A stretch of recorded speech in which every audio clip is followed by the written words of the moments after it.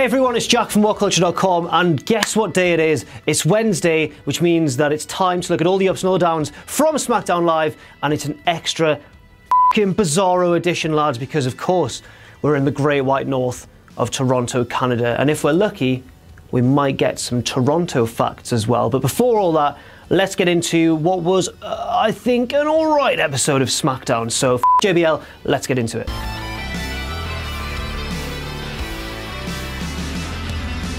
Third largest percentage of immigrants in the world. Wow. Yeah. Crazy. Yeah. Third largest percentage of immigrants in the world. Yeah. Toronto, you've done it again. You've blown our minds. Now let's ignore the Toronto facts just for now and talk about the opening segment, which saw John Cena head to the ring. As you'd expect, Cena got a huge reaction. He came out to the ring and conceded that he lost to the better man on the night when he lost to Shinsuke Nakamura last week, and Shinsuke, of course, became the ¡1 contender for Jinder Mahal's WWE Championship. Still sounds weird. Cena was in very gracious sort of mode here, and he was good. And then Corbin came out, and just everything started to go to it still gets an up, just. But Corbin came out and said, "Oh, John, no one cares what you've got to say, John." And then he came out, and then he was like, I'm gonna come out here, and you need to stay out of my business," even though he was the one who interrupted him. And then he said, "I'm gonna fight you now, John." And Cena was like, "Bring it on." And then he came down to the ring and then stopped and went, "No, I'm out of here." Well, what was the point in you showing up anyway? You've got no... You're the Money in the Bank briefcase holder. Why are you picking a fight with John Cena? To me, the booking here was a little bit too forced. I feel as though they were railroading everything towards that Cena versus Corbin match at SummerSlam, which was confirmed at the end of the segment when Daniel Bryan came out and made it official. And my God, is Daniel Bryan still over with a live crowd? God. The pop was huge when his music hit. Next up, we had our first match of the evening. The Usos, who of course recently lost their SmackDown tag titles to the New Day, had a match against the adorable babyface team of my boy Sami Zayn and everyone's boy Ty Dillinger. Unfortunately, the babyfaces lost, but I'm not going to give it a down just because Sami lost. I'll confess I've got a bit of a tendency to do that, but this was the right call. Ty was the one who got caught in the submission. They wrecked his leg. He had to tap out. This gets an up. It all makes sense. And then afterwards, the New Day displayed a bit of a ruthless side. They used Big E as a distraction at the top of the ramp, and then Xavier and Kofi rushed the Usos from behind, beat them down, got some chairs out that they were going to do some serious damage to them, and then the Usos ran away.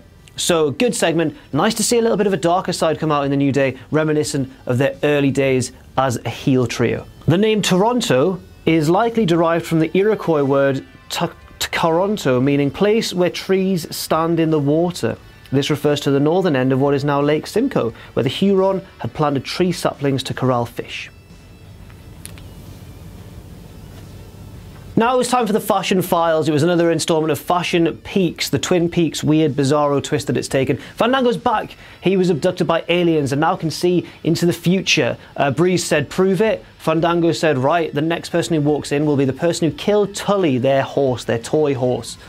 And it was Arn Anderson, which I legitimately predicted on a recent installment of the SmackDown podcast. I genuinely said on. Believe me, someone on Twitter will vouch for me.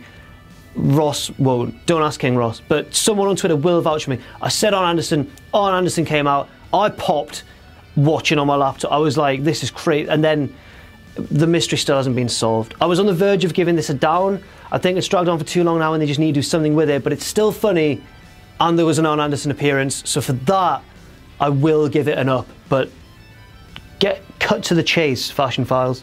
Next up, Charlotte versus Lana. The burial of Lana continues. This was a bad match, and let me tell you, it wasn't Charlotte's fault. You'll be shocked to hear. Lana's not a wrestler, lads. She's about as good as I would be in there. No, she's better than I would be in there, but not by a long...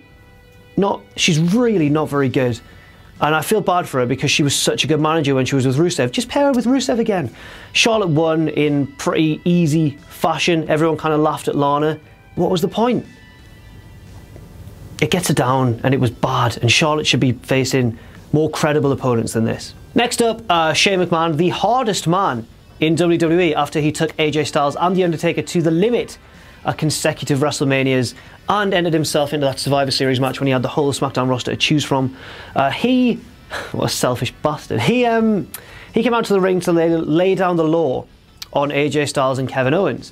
Kevin Owens was absolutely fucking top-notch in this segment. He was hilarious. He brought up the Montreal Screwjob, which of course got a huge reaction in Canada. He also brought up footage of Survivor Series 1998, where Shane was a guest referee for Austin versus Mankind and screwed Austin out of the belt. Wow, I love it when wrestlers hark back to things that really WWE rarely mention. Of course, WWE only really use history when it makes sense for them, otherwise they like to forget anything ever happened, but this made perfect sense. Owens was hilarious, and then there was a bit of a scuffle between him and AJ. He hit AJ in the face, AJ went for the Pele kick, and unfortunately hit Shane McMahon in the head. And Shane didn't no-sell it, like he no-sold jumping off the Hell in a Cell when he came out on Monday Night Raw the next night, but I'm over it. He actually sold it and looked a bit hurt. So whose side's he going to be on come the US Championship match at SummerSlam? This was good, and it gets an up. In 1860, Toronto had the world's largest whiskey distillery. The Richmond fact from a couple of weeks ago was better. They were the first ones to sell tinned, like canned beer. Yeah. But whiskey... Not bad, not bad. Canada not known for its whiskey either. No. Good. Toronto. Next up, Carmella had a non-title match against the champion, the women's champion, Natalya. And Ellsworth's back, and he got a huge pop from that smarky crowd. But it wasn't a great match. Naomi's quite improved. She's got cool new offense and stuff. She's got that knee slide into the slap. It's great. But the match I did not enjoy on the whole, and I especially didn't enjoy how Naomi ate the pinfall from the Money in the Bank briefcase holder, who then didn't try and cash in her Money in the Bank contract. That makes no sense to me at all. Especially with the help of Ellsworth. They could have done a 2-on-1 beatdown. But anyway, this gets a down. The match wasn't bad enough on its own to constitute a down, but I think the silly booking was. Ellsworth's back. Hooray. Now we get to a sit-down interview with Shinsuke Nakamura, and this, I'm not going to give an up or a down to at all. It's a neutral point, because you watch that interview and tell me if it was good or bad. It was so basic and straightforward, and I've got no complaints about it, nor did I love it. It's neither an up nor a down. This series is nothing if not arbitrary. It's a completely arbitrary series. 1 point for every segment. But this one, no. No, I'm breaking free, I'm breaking the mold. Now we get to, well, the main event, I guess. Randy Orton versus Jinder Mahal. Apparently that feud's still going, despite Randy forgetting about it last week. He's now angry at Jinder again, and the Singh brothers aren't there to help Jinder. So guess what? Randy Orton pinned the WWE champion clean. You stupid motherfucker. Once again, the WWE champion looks like an afterthought. He spent weeks on the back burner to the superior US title scene, and now he's on the back burner to a feud between Orton and Rusev, who jumped Orton as he made his exit. The match wasn't a particularly bad one, but man, this booking is dumb. It's dumb, and it gets it down. Fortunately, everything earlier in the show was just good enough to pip the ups ahead, and they've won. But this felt really boneheaded. A lot. So that's it for all the ups and all the downs from this week on SmackDown Live from Toronto, Canada. Have we any more facts? It's the most livable city after Brisbane, Sydney and Vienna. Livable? Livable. What does that mean? That it's just nice to live in, I guess. Good, like easy to live in, good to live in. Oh, I thought I heard it was quite kind of rough and ready in the streets. Apparently not. Really? Yeah. Toronto, fair enough. And that's all, and we'll see you next time. I've been Jack from WhatCulture.com. And we'll see you soon. And if you live in Toronto, lucky you, I guess.